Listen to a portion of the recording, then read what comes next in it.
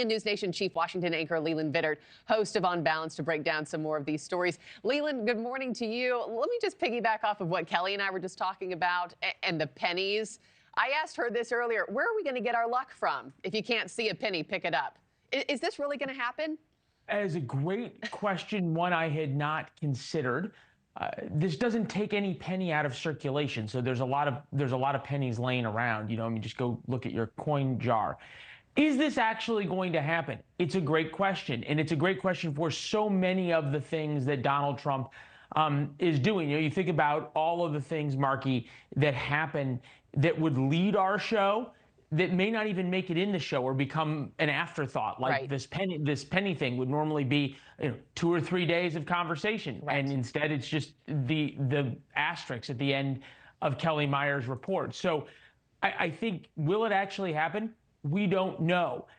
The bigger question, I think, going forward on a lot of these things, all interesting, thoughtful, different, and have the potential to have somewhere between meaningless change, like changing Gulf of Mexico to Gulf of America, or a little bit of change, like, hey, we're going to stop producing the penny because it costs more to produce the penny than the penny is worth. ... You're starting to see a focus by the American people on themselves. There's these things that feel good to a lot of America, whether it be the border or mass deportations that poll really well, or no boys and girls sports. And then there's the things that matter, like the price of eggs, and whether costs to buy things continue to go up or start going down.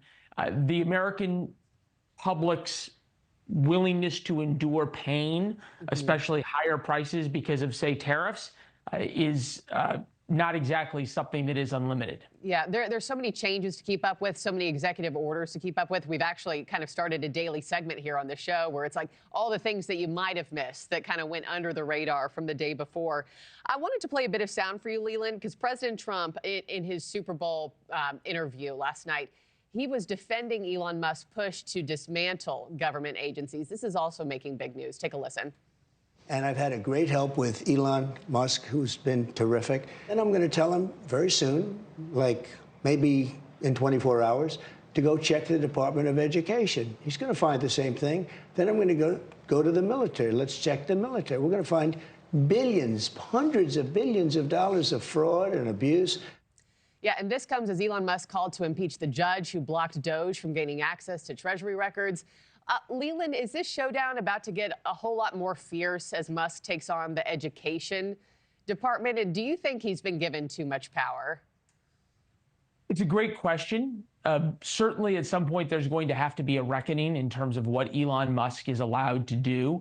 The response from Republicans is going to come that, yeah, Elon Musk is an unelected bureaucrat or an unelected person, as is all of these other folks who are spending tens, if not hundreds of billions of dollars of our tax money. So ... who has more power, right? The one thing that Elon Musk and Donald Trump have going for them right now is the sense of outrage, whether it be with USAID, where they were the ones who defied Trump's order to stop spending, and they started looking at these things, and just to the public's mind, the idea of spending $20 million on a Sesame Street in Iraq and millions of dollars on transgender surgeries in Guatemala is personally offensive to the American people, or most of the American people. And the Department of Education keeps spending more money and keeps getting worse results. Reading scores keep going down. If they stick to those kinds of issues, forget the courts of law, the court of a public opinion on those things that just kind of make sense because they're offensive in terms of what's being spent and what's being gained, or the return on that investment, that's probably pretty fertile hunting ground. Yeah, and this Department of Education talk is rather interesting timing as Education Secretary nominee Linda McMahon prepares for her hearing later on this week. We'll see if this bromance continues for all 4 years. I'm curious.